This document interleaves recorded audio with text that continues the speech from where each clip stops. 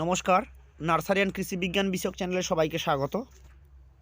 আজকের প্রতিবেদন টবের মধ্যে মালবেরি বা ব্ল্যাকবেরি চাষ এর সম্পূর্ণ পরিচর্যা। ভিডিওটি সম্পূর্ণ দেখুন, ভালো লাগলে লাইক কমেন্ট ও শেয়ারের পাশাপাশি চ্যানেলটাকে সাবস্ক্রাইব করুন। প্রথমত আমরা একটা মাতৃ গাছ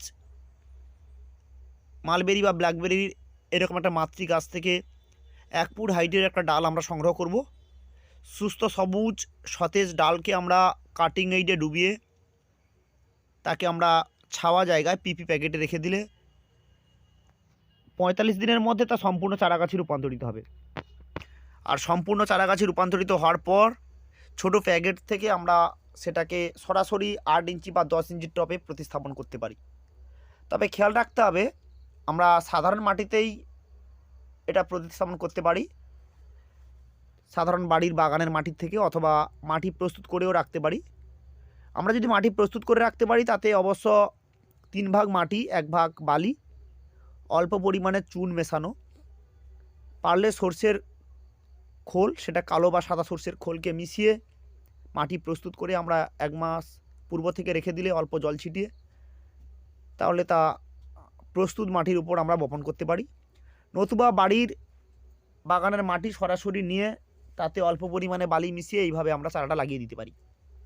লাগানোর পর আমরা উপর থেকে শিংকুচি, হাড় গুঁড়ো, অল্প পরিমাণে সিঙ্গেল সুপার ফসফেট দিয়ে তার উপরে একটা লেয়ার তৈরি করে দিতে পারি, কোকোপিটের লেয়ার। যেহেতু টবের মধ্যে আমরা চারা গাছ বপন করছি, তাই কোকোপিট দিয়ে দিলে একবার জল দেওয়ার পর তা দীর্ঘদিন জল ধারণ ক্ষমতা বজায় রাখতে পারে এই কোকোপিট।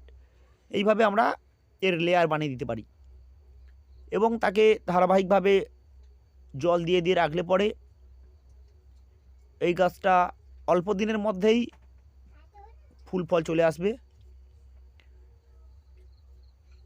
টানা 1.5 মাসের মধ্যেই তা ফুল ফলে পরিপূর্ণ, অর্থাৎ 45 দিনের মধ্যেই ফুল ফল চলে এসছে। সারা বছরই এটা ফল দিতে পারে এবং অত্যধিক খনিজ উপাদানে ভরপুর, পুষ্টি মূল্যে ভরপুর এই মালবেরি বা একই প্রজাতির ব্ল্যাকবেরি।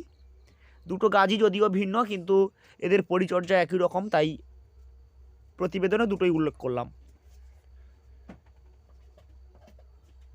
সারা বছরে এই গাছ থেকে আমরা ফল পেতে পারি, তাই টবের মধ্যে আমরা অল্প পরিমাণে মিরাকুলার মাঝে মধ্যে স্প্রে করতে পারি।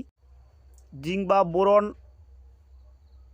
অল্প পরিমাণে নিয়ে, অর্থাৎ একটা টবে 1/2 গ্রাম পরিমাণ নিয়ে তা আমরা